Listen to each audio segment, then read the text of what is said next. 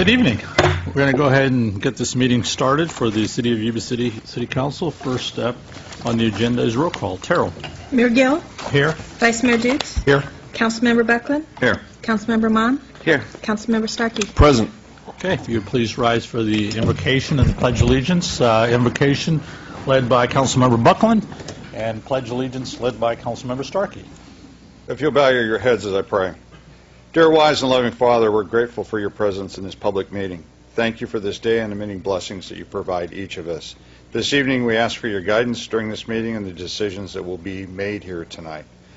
Please give us an assurance of what would please you and what would benefit those who live and work in Yuba City and the surrounding communities. It's in your most blessed name that I pray. Amen. Amen. Please salute the flag. I pledge allegiance to the flag of the United States of America and to the republic for which it stands, one nation, under God, indivisible, with liberty and justice for all. Please be seated. On the agenda is presentations and proclamations. Proclamation to Manny Cardoza, who's retiring. Manny, come on up.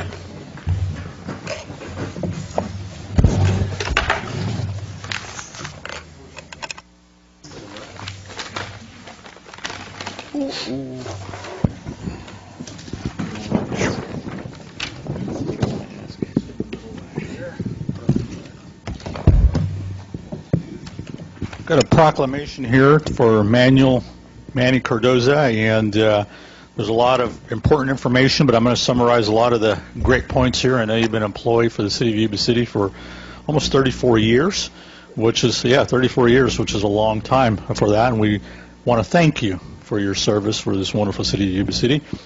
Manny started his career as a field representative in the Finance Department in 1979 and moved to working for both the Utilities and Public Works Departments and Maintenance and Utilities and Public Works. Manny's knowledge of the city's water meter shut-off locations provided to be invaluable on countless occasions. He can still recall all the locations on this day. Manny has always been willing to respond to any emergency or assist other employees with a smile on his face and a positive attitude. Manny received recognition from the City Council in January of 1997 for his dedicated work efforts during the high water events. Manny, who is also known to many as Santa Claus, to all who know him, has brought happiness and cheer to thousands of children throughout the Yuba City area. Now therefore be it resolved that I, Cash Gill, Mayor of the City of Yuba City, and on behalf of the entire City Council, do hereby commend Manny's outstanding and loyal service, and sincerely all residents of the City of Yuba City to join with me in recognizing Mr. Manny Cardoza for all his years' contributions to the Yuba City community for the past 34 years. Done on his 4th day of March 2014 at the City of Yuba City, County of Sutter, State of California. Manny, it's my pleasure to present to you this proclamation on behalf of the entire City Council, and congratulations.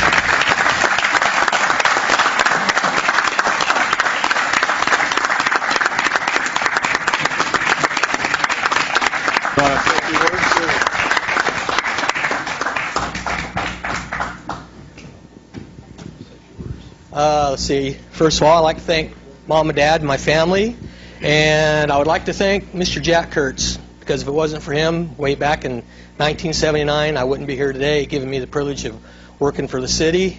I've had a few department heads I'd like to thank also. We have Keith Fine, I was honored to work under, John Wright, George Masalam, and the last year and a half, Diana Langley. And there's also Bill Lewis when we were in utilities. And then, other than that, I'd like to thank everybody. It's been a wonderful 34 years, a lot of exciting days. So now everybody can take the day off and relax. Thank you.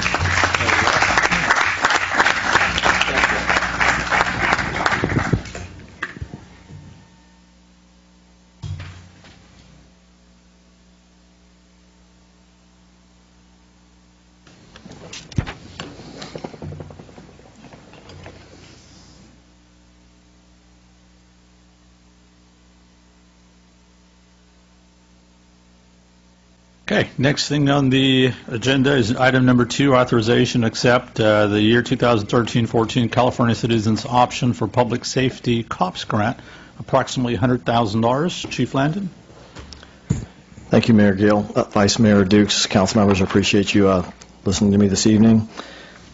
Today is the opportunity to conduct a public hearing for the acceptance of the COPS grant. Each year, depending upon state budget priorities, funds may be allocated to law enforcement agencies to assist in carrying out priorities established by the Chief of Police or the Sheriff in unincorporated areas or contract cities.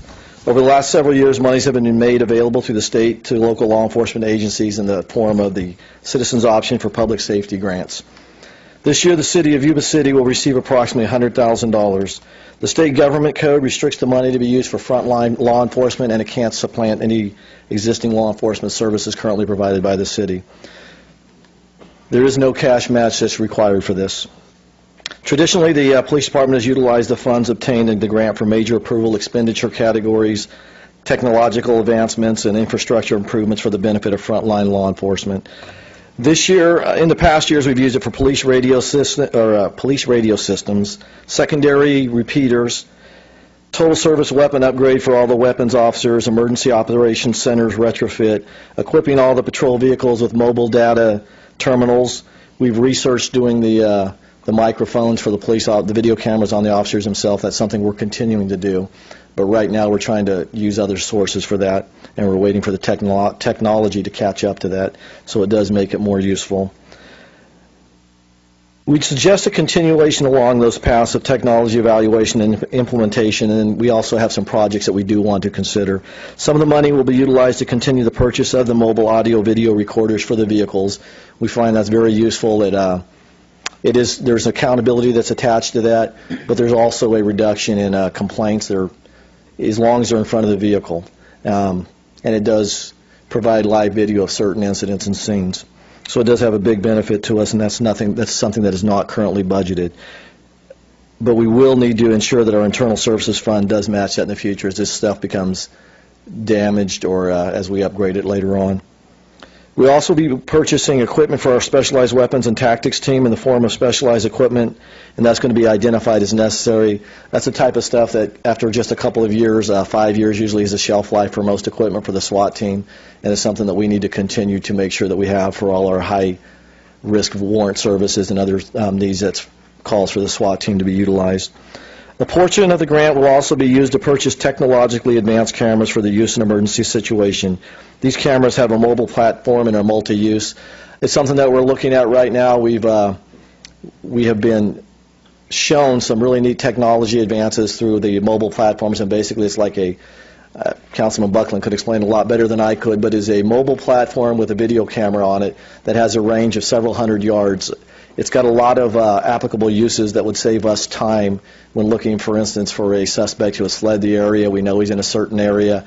We don't have to go through each individual yard. We can actually put a platform up in the air and be able to watch it through a video camera or camera that transmits it back to a iPhone type situation. But it's that has a lot of uses, and we think we'd like to explore that and kind of get a hold of the ahead of the technology curve. Some other things we're still looking at are security cameras throughout the police department. They continue to be obsolete. They need to be replaced. That's one place where people should have a video camera so we can record everything that happens, because traditionally police departments have things happening that need to be recorded. And we don't currently have that in all the different areas that we feel is important for the department and for the city to make sure that we are covering ourselves for liability also. And again, this item should be added to our internal service funds or replacement funds set up after we do, or as we do implement this. The fiscal impact, again, is $100,000, no city match required. Alternatives are to provide staff with alternative spending paths which will not supplant routine expenditures in the general fund. And the recommendation is to adopt a resolution authorizing the Chief of Police to accept the fiscal year 2013-2014 California Citizen Option for Public Safety, COPS funding, and approve expenditure recommendations. Further authorize the Chief Financial Officer to make budget adjustments as necessary. And this is the public hearing at this time also for that. Any questions for the Chief or the council members prior to opening it up? Okay. At this point in time, I'll go ahead and open this meeting for public comment. Anybody who wishes to comment on this item may do so by going to the podium and stating your name. Okay. Seeing that there's not a mad rush, I'll go ahead and close it and bring it back to the council for additional comments. Through the mayor, I'd move the recommendation. Second that. Do you have a comment? Or Yeah, I really wanted to kind of point out that all of these significant purchases are tailored to reduce our liability in many ways and also increase officer safety. And when it comes to using technology, and certainly when it comes to the officer safety parts of this, I think we need to look at as many grants as we possibly can to be able to do that, even from the manufacturers that are out there that are currently putting some of this the products together that are out in the public right now. So, and I will work with the chief to try to locate some of those in the near future. Thank you. Any other questions? Okay. If all in favor, signify by saying aye. Aye. Motion carries. Opposed? Item number 3, ordinances. Ordinance prohibit camping on public property and public right-of-way within the corporate city limits of Yuba City. Chief. Thank you again, Mayor, or Vice Mayor, and council members. You have before you a recommendation, or we're trying to modify the existing municipal code to prohibit camping on public property and public right-of-ways. Currently, city employees have been tasked with cleaning up campsites on public property and public right-of-ways. These cleanups expose city workers and citizens to hazardous conditions, including human infectious waste and other hazardous materials. Disposal of these materials is costly and hazardous both to the employees and the citizens. Some of the temporary and permanent campsites erected within the city limits, and we're only talking within the city limits, have been conducted in a fashion and at locations that make access by emergency personnel difficult during times of emergency. This puts the campers, campsite visitors, and emergency personnel at a greater risk if an injury, illness, accident, or disaster should occur. Currently, the city municipal code does not contain language addressing camping on public property or public right-of-ways beyond the river bottoms and the city parks. That's all that it addresses right now. The proposed ordinance contains comprehensive language to include all public property and all public right-of-ways. Camping is currently authorized at the Yuba Sutter Boat Docks Recreational Vehicle Campground and Marina, which is located at 82nd Street. No costs are associated with the implementation of the proposed ordinance. The alternatives are do not adopt the ordinance and provide staff with direction for modifying the proposed ordinance. And also we want to add the language that was added after we wrote this ordinance, and that's basically to include a sentence that said, when talking about the prohibition of camping throughout Yuba Sutter Boat Docks, to include, and as may be permitted within city parks by the city parks and recreation director. Basically saying that if there's a special event that we want to have camping allowed for a certain type of function, that the recreation department director would be able to have that authorization to have an exclusion for that. The recommendation is to rescind the ordinance number 05-97 pertaining to overnight camping in the Yuba City river bottoms and adopt a revised ordinance to be included in the Yuba City Municipal Code regarding camping within the corporate city limits of Yuba City. And with that, I'll entertain any questions. Any questions for the chief? Yes, through the mayor. Other cities have ordinances that also include private property. Was that looked at on this here, or is that something we'd have to come back and add to later if we decided to do that? It is included in other city ordinances, but basically it's a separate ordinance that's separate and apart from this because there are two different issues that exist within it. It's something that we would definitely, at the council's direction, go back and entertain to look at, research. I know Darren Gell's currently looked at that. I was on the phone today talking to Roseville Police Department for a long period of time, getting the pros and cons of that, and that's something we would like to have discussed at our upcoming meetings and to possibly bring back to you for furtherance of something in that order. Because I know we've had, at least I've heard concern from other private property owners where they've camped out on their properties too, and it's difficult to get rid of them. It's basically trespassing on their property, but there's nothing that would stop somebody from saying that we want to rent out camp spaces on a private piece of property either. So it's something we should look at. Absolutely agree with you. And the trespassing issue can generally be handled by the private property. If somebody's camping on your land illegally, that is a trespassing issue. It's a separate and apart from an ordinance. It's a state law. All right. Thank you. Any other questions for the chief? Okay. Now, what's the pleasure of the council? I'd move for approval of this item. Okay. Got a motion? Second. Mr. Mayor, just as a point of clarification, does that motion include the recommendation of staff for the language change? Yes, that does. Thank you. Got a motion and a second. All in favor signify by saying aye. No. Aye. Aye. Aye. Yeah, there is no public hearing on this. Next is public communication. You're welcome and encouraged to participate in this meeting. Public comment is taken on items listed on the agenda when they are called. Public comment on items not listed on the agenda will be heard at this time. Comments on controversial items may be limited, and large groups are encouraged to select representatives to express the opinions of the group. Written reports. Members of the public submitting written requests at least 24 hours prior to the meeting will be normally allotted 5 minutes to speak. Charles, was there any written reports? None were received. Okay. Item number 5 is appearance of interested citizens. Members of the public may address the City Council on items of interest that are within the city's jurisdiction. Individuals addressing general comments are encouraged to limit their statements to 3 minutes. And I've got a speaker card here from Mr. John Munger.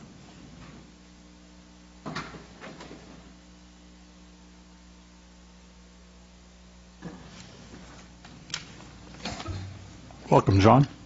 Good evening, Mayor Gill, council members. John Munger, President of Yuba Center Farm Bureau. I wanted to update you guys, take a couple minutes of your time to update you on the current water situation here in California and primarily in our neck of the woods. As you may or may not know, a lot of us farmers here in this area either have, depending on where you are, 40% allocations out of the Sacramento River, 50% allocation as of today out of the Feather River. So depending on what district you're in, that's where we are. And if you have well water, you're probably okay. End of last week, the state board, State Water Resources Control Board, indicated it was prepared to impose severe additional water curtailments on agricultural users in order to maintain water for health, safety, and environmental uses in 2014, and to ensure a minimum supply of water remains in storage for 2015. So this could potentially have involved reducing allocations to zero for all agricultural users of the state and federal projects, including Sacramento River settlement contractors and San Joaquin River Exchange and settlement contractors whose water rights predate construction of the federal Central Valley project, and also curtailments for holders of pre-1914 water rights. So what that means was they're considering throwing out basically the contracts these districts have and saying zero water, possibly. So through the weekend, a lot of folks have been working with the state board, and they wanted to make that decision by this Friday. They've backed that decision off until March 12th. So I'm here to bring you up to speed on that. Things are happening pretty fast. I think it's very important, and I think it's a big issue just for the local area. Zero ag or zero farming would be detrimental to the economy, not just to the farmers. So I highly encourage you to make calls to the governor's office, tell them we don't like that. We have contracts in place that were negotiated, and need to stick to the contracts that were negotiated several years ago by these water right holders. So I can answer any further questions you may have, and I can get you all the information. Anything we have, I can get it through Darren or whoever I get it to you guys. But if you can do a letter or make phone calls to the governor, that'd be great. Thank you, John. Whatever you need from us as a city council, we'll be glad to, because this community, obviously agriculture is the backbone of this community. And when agriculture doesn't do well, this entire community doesn't do well. And I know water is a huge, huge issue for not only our local area, but the Central Valley, San Joaquin Valley as well. And hopefully, the allocations change as we get more and more rain and more snow. But it's nice to at least hear from you as well that they're delaying the vote. And hopefully get some allocations if they get enough pressure on it. But I think they're being very, very cautious of not releasing any water and trying to hold some for 2015. They're exactly, and we're not quite sure what health and safety and environmental water is. Mm-hmm. There's no definition or how much that is. They're not really saying. And apparently this decision, there were some recent Senate bills that were passed just a couple weeks ago, and one of them was Senate, I think SB 103, that allowed a lot of emergency funding for the state, and there was provisions to give the state board authorization to do orders without really a public process, and that's the thing that really is a scary part of it. Is they're appearing to listen to the public, but we're not sure really how this whole process really works, quite frankly. So I appreciate your time and listening. So. Well, thank you. Thank you for updating us, and you're always welcome to give us any other updates on behalf of Farm Bureau as well. So You bet. Looking forward to do that, and we will. thank you. Thank you. Through the mayor? Yes. Normally I would reserve this or do this at the end of the meeting, but yesterday I was at the, let me give you the North Sacramento Valley Integrated Regional Water Management Group meeting in Willows, and we are working on the draft document that will, it is an important thing. We do have rights of origin to that water, and we want to make sure that we aren't sending water to during a drought year just to flush the delta out and keep the saltwater incursion, and that we have rights and that we feel that we should get that water first before it goes elsewhere. And so you certainly have our support, and there are things that are in the works to try and make sure that our region is protected with our water rights. Yes, that's correct. Thank you. Thank you, John. Anything else? Thank you. Okay. Consent calendar. All matters listed in the consent calendar are considered to be routine and can be enacted in one motion. There will be no separate discussion of these items prior to the time that the council votes on the motion, unless members of the City Council, staff, or public request specific items to be discussed or removed from the consent calendar from the individual action. Does anybody like to have anything removed by the council members from the public? Nope. Okay. Got a motion by Councilmember Mon. Second. Second. All in favor signify by saying aye. Aye. Motion carries. General items, item number 7, program development agreement with Chevron Energy Solutions. Diane. Good evening. In July 2013, Chevron Energy Solutions approached city staff about developing an energy efficiency project in Yuba City. Chevron staff toured many of the city's facilities and determined that there are opportunities for energy conservation projects that will be beneficial to the city and result in a net savings. So tonight we have Annie Morse and Patrick Yost of Chevron here to give you a presentation. And then after the presentation, I would be happy to answer any questions.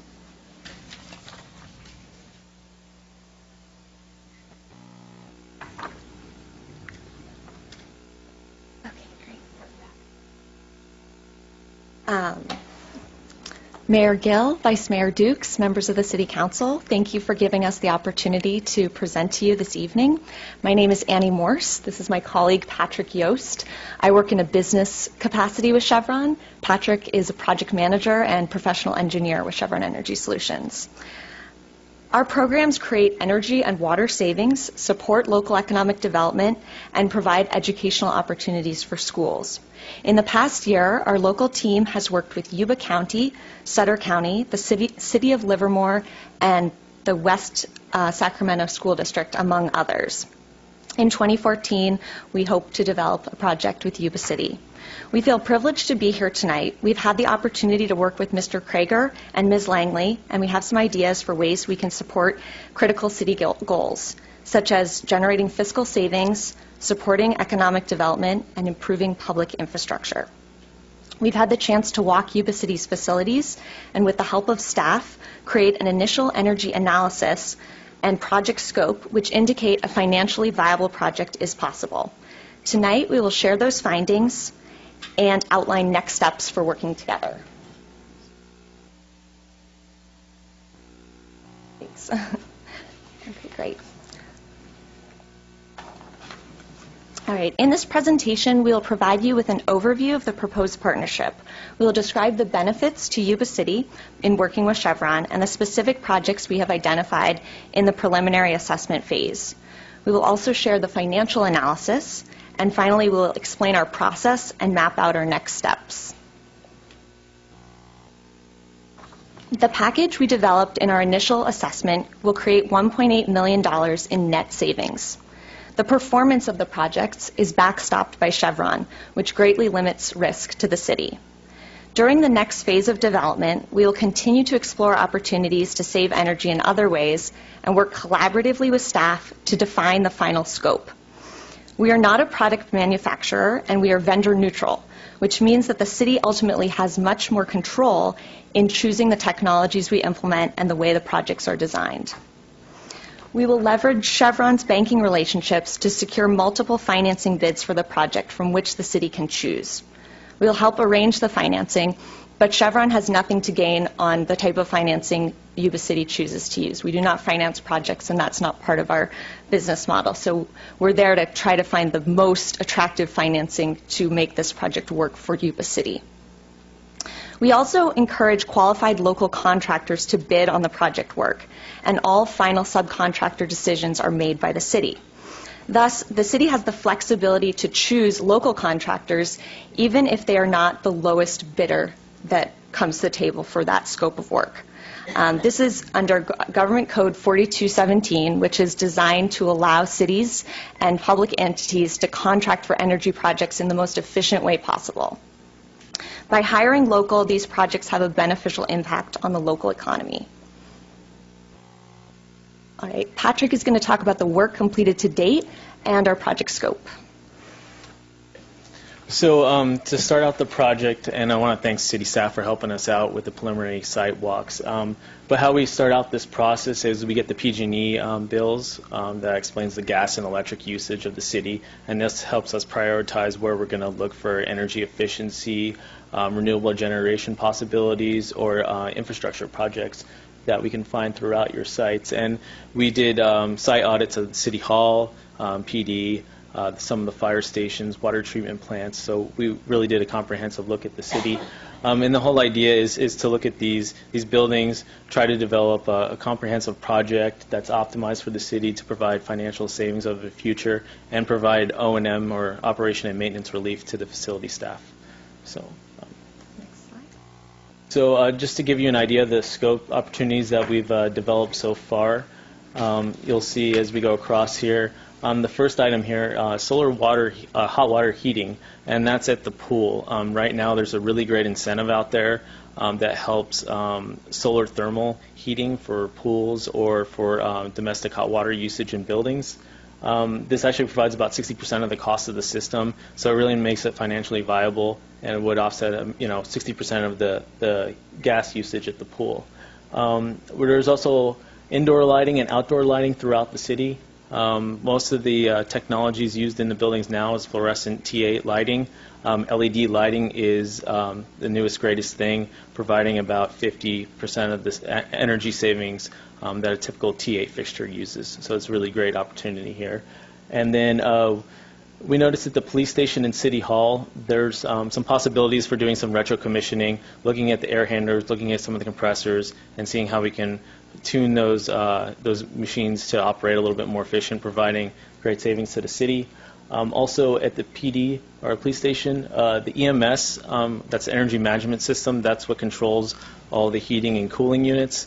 Basically there's two different systems operating there right now, and we wanted to make it one uniform system to allow facility staff easier operation of the system. And finally, there's some large pumps at the two water treatment plants, and they're not the most efficient pumps at this point, and it's a great payback to retrofit these fixtures or pumps to the newest. So, go ahead. Do you want to speak a little bit about expanding? Oh yeah, and so we have been working with the city for a while now, and we did look at some solar opportunities at the water plants, and at the moment they're not in the scope, but we can certainly look into that as we go into the future, and Annie's going to talk about how we're going to go forward here. So. Great, thanks. Okay, so this next slide, it's a packed one. This is where we bring the inputs from the engineering and the inputs from the financing together, and we can make a decision about whether this is a viable project that we feel comfortable bringing to the city and offering to go into project development with you. And based on our analysis, we're very confident that that is the case. What I'm going to do is walk you through the assumptions, which are the top column on the right-hand side, and then I'll take you through the table column by column. Okay. So the project price is $1.19 million. We are assuming that the city will make no capital contribution to the project, so that the entire amount of the project would be financed. That may, change as we go through program development and discuss options with the city, but this is the assumption that we're working off of to be very conservative about how we assess this opportunity. The construction period interest, that's the amount of interest that accrues over the period of constructing the project, is in the next row, and when you add that to the total project price, the total amount to be financed is $1.2 million. The financing term is 18 years with a 4.25% interest rate. This is reflective of rates we've been seeing in the past few months on similar projects of ours with other cities in California. The escalation rate of electricity is 4.5%. This is a conservative number based on historical rates and projected rates, studies of those projected rates going forward. The escalation rate of natural gas is 3%, and the escalation rate of maintenance cost is 3%. All right, I'm going to walk you through the columns now. The first column shows the year. We've modeled the project over 20 years to reflect the life of the project assets. The second column shows electricity savings. The city spends close to $2 million on electricity annually.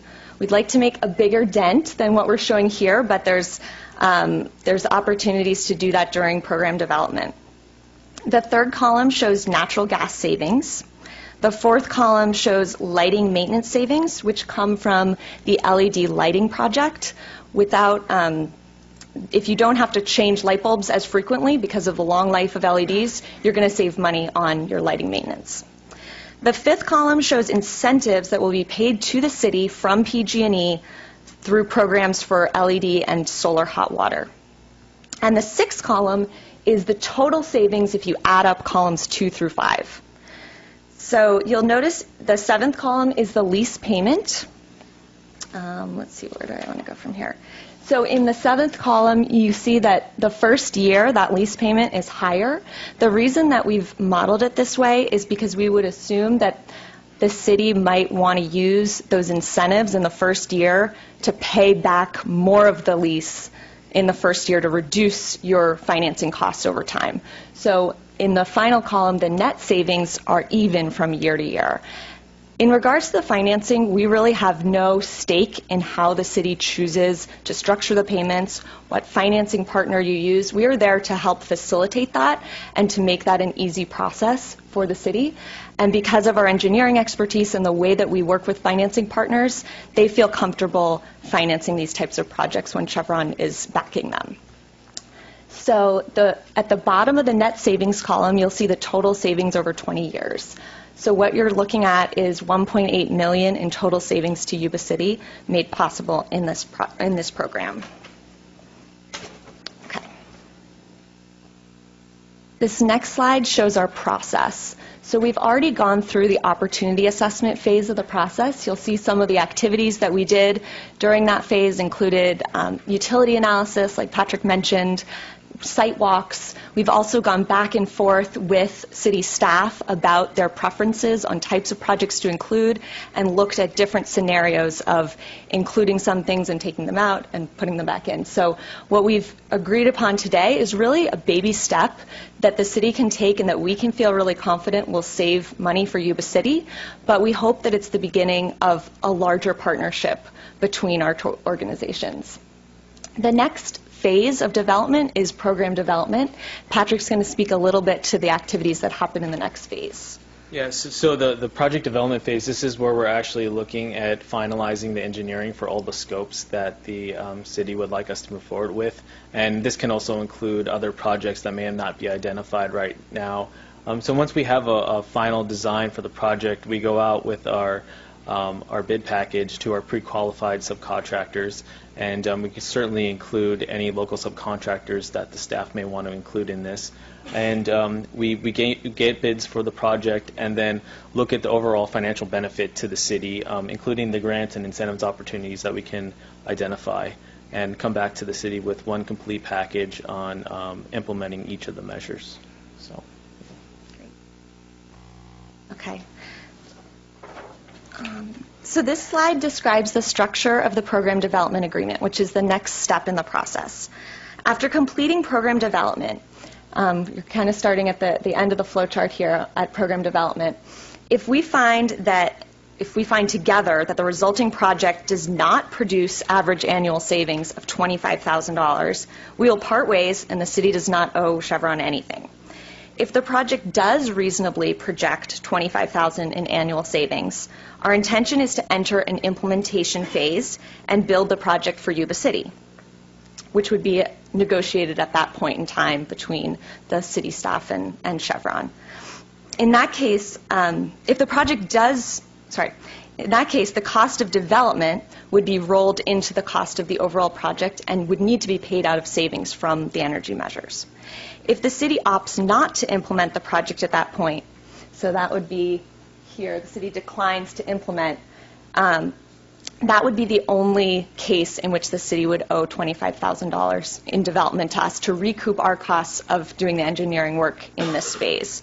So this structure allows us to invest significant resources in developing the project with the confidence that the city is interested in building a financially viable project. It also greatly mitigates risk to the city because the city would only be charged if we bring you a financially viable project and other circumstances decide not to move forward. All right, I want to close with a recap of the program roadmap. Between June and October of this year, we conducted our opportunity assessment. We are now at a point where we'd like to go into program development, which we expect will take until June of this year. And then the implementation, we are projecting, being pretty conservative here with completing the project by March of 2015, maybe faster than that, but I would leave that to Patrick to comment on. So we look forward to partnering with Yuba City, and we're open to any questions you may have. Questions from council members? Through the mayor? Yes. Got several questions here. Are there any other projects in addition to the ones that you've identified here tonight that are possible to be done with the same project? There are, and the way that we've set up the program development agreement, we will take cues from the city as to what else they would like us to look into at this point in the process, and they could, in fact, be included in the energy services contract at the end of program development. So that answers my next question. If we could add them on later as we go through this process, we can add additional. If we do more of these, is the city at any more risk financially by adding on these additional projects in the future? No, the program development cost is in the contract that was in the board packet. That's $25,000, and we would be willing to investigate the solar projects that we've looked at previously at no additional cost to the city. All right, and then one last question. Who would get any rebates and or cap and trade credits that would be because of these projects? The rebates would go directly to the city. And in terms of energy credits, whether it's carbon credits or renewable energy credits, that's typically negotiated during the project implementation contract, whether the city takes those or whether we take those. But that's up for a negotiation. All right, thank you. Other questions? I've got a couple of questions for yourself. You talked about the interest rate, 4.25 for 18 years. Is that fixed or is that variable? I believe that's fixed, but I'd like to get back to you on that because I think our finance person knows more about that than I do. Okay, and then for the lighting maintenance savings, you got $514,000, and I think one of the things you mentioned was changing some of the street lights to LED within the city, correct? So actually, it was the fact of the interior lights and exterior lights, not the street lights. Okay. I believe some of or most of the street lights were already retrofitted to LEDs, so Right. of course that's a separate project, and we wouldn't be touching those. So it's now at the point where LED makes sense for interior lights, so we can actually go forward and do that, and you can realize the savings of not having to send facility staff out to constantly change lights.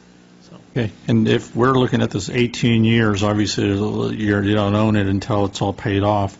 But I guess if we wanted to pay it off in year 10, is there realized savings then? That's a good question, and I'm sure that it makes sense to me that that would be possible. But again, I'd want to check with my finance person to make sure and see whether we've done that with other cities. And then is this a true lease or is this a buyout lease, I guess, as well? It's a tax-exempt lease purchase is what we've modeled in this cash flow, but there are multiple financing mechanisms that that cities have chosen to use when working on a project like this. Okay. So there's So in this model, the city retains ownership of the assets. So. Okay, I guess that'll answer, when you have the answer to the question as far as paying it off, that'll answer that question. Mm-hmm. Any other questions? Okay. What's the recommendation of the council? I'd recommend moving this item. Okay. I'll second that. Motion and second. All in favor, signify by saying aye. Aye. Motion carries. Item number 8, financial report for 6 months ending December 31st, 2013. Robin.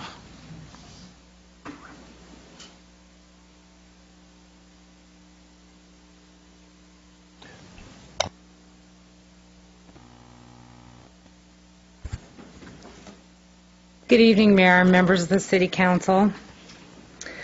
Tonight, I will be providing you with a high-level overview of the first 6 months of financial activities for the general fund and both the city's utility funds for fiscal year 13-14. This is a summary of the general fund budget versus actual at the highest level, including the beginning fund balance as of July 1st, 2013. The sum of money that you see up there does not include the city's Economic Stabilization Reserve Fund. That is separate and only adjusted at year-end for the amount that's used for a fiscal year. So this is our actual unreserved, uncommitted fund balance as of July 1st, 2013. It also includes total revenues, total expenditures, and fund balance on a budget basis and through the first 6 months of the fiscal year. The year-to-date actual amounts are on a cash basis and represent amounts received for revenues and spent for expenses as of December 31st. The original fiscal year 13-14 budgeted expenditures were $35.2 million. To that, we've made a total of 3 different adjustments. We've added grant-funded appropriations of $605,000. Those were also added on the revenue side of the equation. We budget for revenues and expenditures on grants when staff brings them to City Council for authorization and approval to apply for the grant.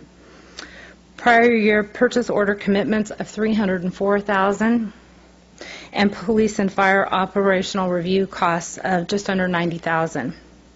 That brings total currently budgeted expenditures up to $36.2 million as shown on this slide. Since revenues are on a cash basis and our largest revenues are not received typically until February and May of each year, our general fund has a net deficit as of December 31st. This is typical and should not be alarming. It merely represents a cash flow issue, and with the city's pooled cash reserves, it doesn't represent a true problem. By the end of the fiscal year, the city will once again have a positive fund balance in the general fund. It's just a matter of timing of cash flows. On the revenue slide, the yellow represents the actual amounts received through December 31st as a percentage of the total amount budgeted. The blue amount represents 100% of the amount budgeted. You can see here that for our top revenues, we haven't received much as of December 31st. Again, that's very typical for us. I'm very confident that with property tax, we will be right on target with the amounts budgeted as of the end of the fiscal year. Finance projected a 2% increase in property taxes, and as I provided more detail in my written financial report to City Council, we came in, the assessed value increases were just under 2%, so we'll be right on track with budget. In summary, Finance anticipates the majority of the city's general fund revenues to be right on track with the budget estimates by the end of the fiscal year, even though right now it looks a little dismal as of December 31st. I'd like to provide you with 14 quarters of sales tax data. Sales tax is our biggest general fund revenue, and as such, it's important to look at the trend data over time. We provide you with the raw data on both a cash basis and an adjusted basis. The cash basis is provided by the Board of Equalization based on actual cash receipts that they receive from all the businesses in our community. The data is then provided to us on an adjusted basis from our sales tax auditors after they factored in double-up payments, missed payments, or any other irregularities, and they tell us how much we've actually netted out on an adjusted basis. Most of the data that you see up here is positive. However, you can see that it has been volatile and as such is very difficult to predict into the future.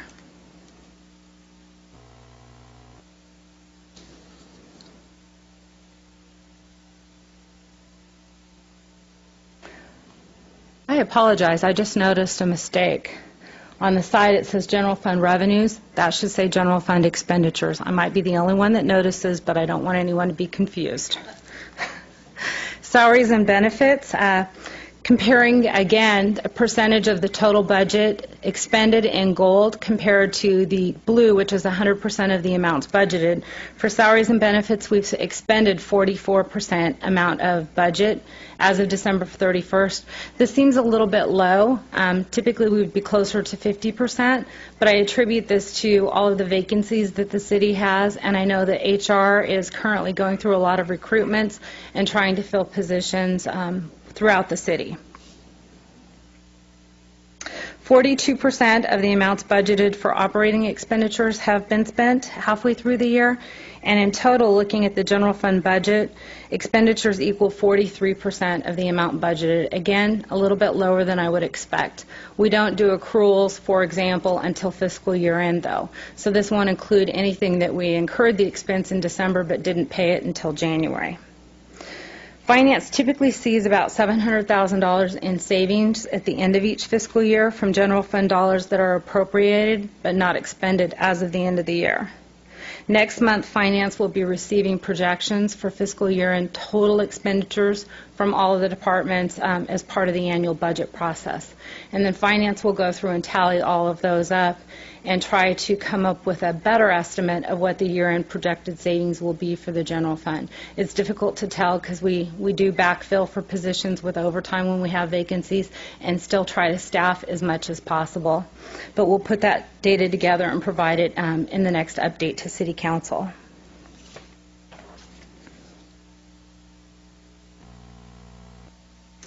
This is a summary of the water fund. Operating revenues are at 54% of the amount budgeted, representing the seasonal nature of water, where our billings for consumption are higher during the summer months. Capital connection fee revenues are almost 200% of the amount budgeted. I took a look at that because you'll see that they're not as high on the wastewater side when I get to the next slide. This is both an indication of the increase in the development activity that has occurred in the city in the last 6 months through December 31st. In addition, 42% of the fees collected shown here are attributable to one project, the new courthouse across the street.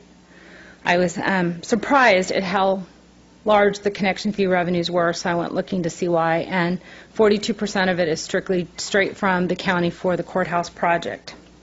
Operating expenditures are at 48% of the amount budgeted and are on track with expectations. On the wastewater enterprise fund, operating revenues are at 51% of budget, right on track with our expectations and estimates. Capital connection fee revenues are at 80% of the amount budgeted. We're still doing really well halfway through the year. Some developers don't pay for the sewer connection until they pay the developer impact fees, which is closer to when they're going to occupy and get their certificate of occupancy. So that's why the wastewater side is not as high as the water side. Operating expenditures are at 37% of the amount budgeted and are therefore much less than what I would have expected. I looked into the details of this to find out why, and on salaries and benefits, they're lower than anticipated through December 31st due to vacancies in the department. On the materials, supplies, and services, they're less because the biosolid and chemical expenditures have been encumbered, but not necessarily paid and incurred through December 31st, but will be by the end of the fiscal year. And the payment for solar expenses to PG&E doesn't occur until May, so that will cause expenditures to be larger in the second half of the year. This is something new that I've added to my report to show council where we stand as far as our capital connection fee fund balance. Finance has been tracking the amount of capital connection fees available for payment of debt service for several years due to the decline in development activities. The decline has resulted in a corresponding decline in the connection fee revenues that we use to pay the capital portion of both the water and wastewater debt bond service payments. When we issued the bonds for utilities, they told us what the allocated pro rata percentage for allocated to existing customers versus new customers were, and we track the debt service payments and take the ones that are related to the capital future customers from developer impact fees. Those funds, as they are getting lower and lower, I always want to make City Council aware of where we stand with those. The amounts shown on the slide are the total capital cash reserves available for each of the city's utility funds as of December 31st. For the water fund, $2,383,000, wastewater, $2,419,000. Comparing that to the annual debt service that we pay from capital connection fees, for water it's $1,504,000, wastewater $879,000. Then I calculated a ratio to see, just based on our existing cash balances, how many years can we pay our debt service before we draw the fund into a deficit position. On the water side, it's 1.58 years, wastewater 2.75, 2 3/4 years. So we're doing better on the wastewater side than what we are on the water side. Eventually, we will be in a position, if development doesn't start kicking up rapidly, where we will draw these funds into a deficit position. Because finance does track them separately, we collapse each of the funds together in our audited financial statements each year, but we do track them separately, so we will know exactly how much deficit the fund is, and as development picks up, it will come back into the positive. And I will let council know, of course, where we stand if it starts getting too far in the hole and we're charging ourselves interest on it. We will charge the pooled cash interest rate, and the operating fund will still get its interest allocation, but essentially we'll be covering the deficit for the capital connection fee fund. Through the mayor. Yes. Excuse me, Robin. Mm-hmm. Since we're on this slide, if we were, let's say we got down to the point and things don't change and these numbers are real as far as when we would run out of money for these to be able to cover this debt. What are our options? We could raise rates for water and sewer to be able to generate additional revenue to cover for this, or hope that at some point it's going to work itself out. What are our options?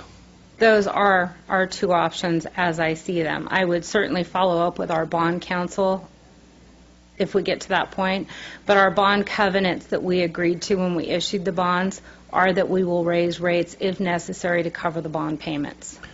If we were to do that, we have to go to a 218 we would. process. And how long does that take, that whole process, to do that? And I'm just, in light of if we've got a year and a half of say, reserves on the water side, then it takes us 6 months to go through this process. When is that point that we need to start bringing this back to council to make decisions to make sure that we don't get out of money before we... Right. Interdepartmentally, Finance has been working with Public Works to discuss that, and we're looking at gearing up for next January to begin the process of looking where we're at. Typically, we do a rate study first and evaluate where we're at, where we think we're going, what the need is for capital projects, and then put together the 218 process and go through the formal process. City Council will be kept well in the loop before that happens, and so would the public. But that's really our choice, is we let the fund go deficit and pay the interest based upon our pooled cash rates, or add it to the operating cost and pass it through to our ratepayers. Ultimately, if development doesn't pick up, that's what we would have to do, because that's what our bond covenants say we will do in order to make sure that we don't default on our bond payments to our bondholders. Mr. Dukes, if I may, just to clarify or just what Robin said is exactly correct, but just to provide some additional clarification, Public Works staff has been developing a request for proposals to go out and to look at our rate modeling for both water and sewer. So as much, Robin mentioned that it would be next January. That would actually be the conclusion of the process. So it would be something that would come back, we anticipate, at the beginning of the 2015 calendar year for Council to look at considering how rates might need to be adjusted to accommodate this eventuality. I appreciate the information here. I just want to make sure that we're making steps so that we don't get to that point and find out, oops, we need to do something, and then we're paying a higher cost because we didn't look at it in advance. It sounds like you've got that covered. So we're doing background work now. I know I've had my customer service staff working on going back roughly 4 years worth of data on utility billing to look at our consumption, what water we're selling to residential, commercial, irrigation, etc., industrial, to determine who's using water, how much are they using, and what are we charging for it. We've never looked at that, and we're putting together some graphs and charts to track that. And the other side of it we want to know is what does it do to our revenues if people do reduce their consumption by 20%. So there's a variety of reasons we're looking at this, and it all ties in together. What this does not consider is that additional revenues coming in after December 31st and money spent on projects attributable to new development. So this is a snapshot in time. But I wanted to give you something and make you aware that we're getting closer. And with that, that concludes my presentation. I'm happy to answer any questions that you may have. See, could have waited. Any questions for Robin from council members? No, thank you very much, Robin. Appreciate it. Next up on the agenda is business from city council members. Councilmember Buckland. I attended here 2 weeks ago. Attended the SACOG Board of Directors meeting. I did invite the Sutter Buttes Tea Party because they'd been here at a council meeting just a couple days prior to that, voicing opposition to grant funding through Proposition 84, and that came up in front of the SACOG Board of Directors at that meeting, and they took the same action that this board did in seeking that grant funding, but I wanted them to have an opportunity to be heard. Also went to the Officer of the Year dinner, an outstanding presentation of our law enforcement officials all the way from Yuba City out to Beale and down to Wheatland, and was well attended by all of the law enforcement community and also the support community around them, along with elected officials. I had an opportunity to go to my first 211 steering committee meeting, and very interesting, very small group, looking for more volunteers to be able to come in and help with that steering committee. And I will say that they do try to keep to their time frames, and they're very committed to the process and would encourage any member of the public to join in, and certainly there will be eventually a website up and available to post all those meeting times. But it's a very hardworking group of individuals, one of which is here right now. Also went to the down to SACOG for the intelligent transportation meeting. Most of this dealing with Caltrans corridors. Really not a lot up in our direction, other than there is some focus on the 99 and Highway 65 corridors that is being looked at by Caltrans District 3.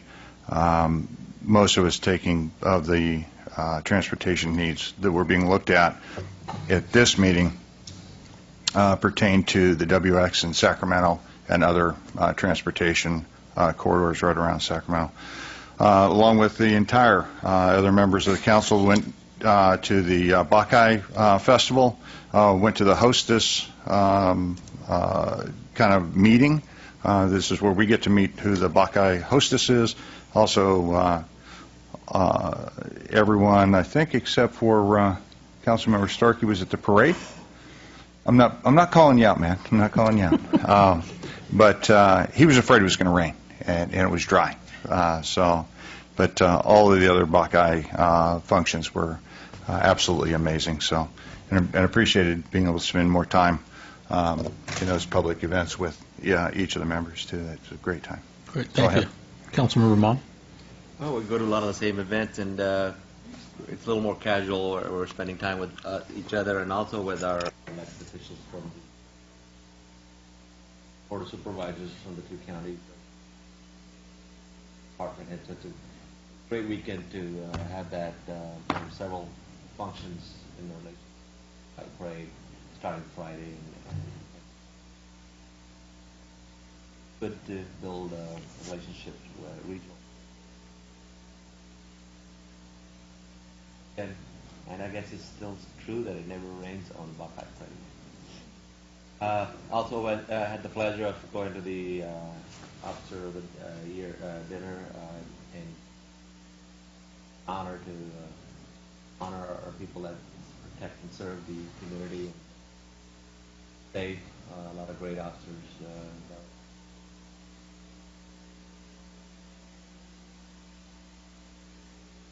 A couple of committee meetings, attended the Housing Authority.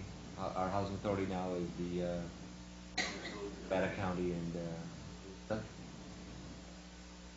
also attended the Yuba Center. Thank you, Councilmember Mon. Councilmember Starkey. Due to prior commitments, I was unable to attend a lot of the Buckeye events, and I was unable to attend the police officers' dinner because I was at a conference in Palm Springs. Checking out water situations. So basically, I have nothing to report. Mai Tai waters or vodka waters? The ability to take reclaimed water and use on golf courses that are very beautiful golf courses. Thank you. Thank you, Councilmember Starkey. Vice Mayor Dukes. All right, number of items. 2 weeks ago, attended the Mosquito Vector Conference, their annual conference, and it's amazing to me that there's a lot of people in this community that don't have a clue of what this organization does to keep our community safe from West Nile virus. There's mosquitoes in the state that are carriers of yellow fever. Not to alarm anybody, but these are in southern portion of the state, yellow fever and dengue fever. And so these organizations work hard to figure out how to keep us safe from those diseases that typically have been in other parts of the world and third world countries that are making their way to our area. So it's an invaluable service of what they do for our community. Also attended the Police Officer of the Year Awards Banquet, the Redevelopment Agency's Oversight Board, the African American History Month out at Beale Air Force Base, and then the ribbon cutting for Sutter County Children's Commission here locally. Of course, all the Buckeye events, and then, as I mentioned earlier, the North Sac Valley Regional Water Management Group. So, busy couple weeks, but you haven't done nothing lately, have you? Haven't done much, no. But I will say this: in attending the events like Buckeye and the other events that the Peace Officer Awards Banquet, I'm proud that our council does a very good job of representing our citizens and our public, and we typically have the largest delegations at those events, and I just commend everyone for the time that they put into supporting those organizations. Absolutely, and let me say thank you to each and every one of you, because when we do attend a lot of these functions, majority of the time it's all five of us that are at these public events after hours, and it's kind of nice. You were there at the Friday night, so it was all five of us at that, and it was kind of nice because Mary was in Marysville, and Marysville I think only had their mayor was the only one that was there, and they were asking where the rest of the council members were, and nobody knew. And that's what we're elected to do, is to represent the public and the people. And those are our duties, to be at these functions. A lot of times you can't make it, but A lot of times there's 3 of us there, a lot of times there's 2 of us there, but somebody from our council is always at these public events. So I know it takes a lot of work and dedication, but I know we do make it a priority to be at these events. Also did attend, we have these meetings that go on from different commissions and councils and so forth. Our one of the committees I sit on, or several of them, but the flood agency, Sutter Beach Flood Agency meeting was pushed back to the end of this month because the bid openings were pushed back by 2 weeks. And they'll be opening up bids to get for this entire Sutter Butte Flood Agency for the entire levee work. Is about almost $80 million project they're trying to award in one bid. And so you've got a lot of the large companies that are looking to bid this, which is kind of nice, as well as some local companies that have bid on it and have worked on it in the past that may be able to do it a lot less than we originally thought. So we'll keep you guys apprised of that. But also attended the Sutter County Families First ribbon cutting. We talked about the Bach High. We've talked about the Officer of the Year, but congratulations to Michael Bullard for being the Officer of the Year for the City of Yuba City. We interact with one another, but it's at these functions you get to learn a little bit more about the people that protect us. And I've known Michael, but I didn't know he was a Navy SEAL Team 5 member, former member. So that's one of the people that we have that's out and about, and we've got some of the greatest talented folks here that work for the City of Yuba City, and we're very blessed to have that. I did want to also thank Bianchi Ag Services Ag Sales.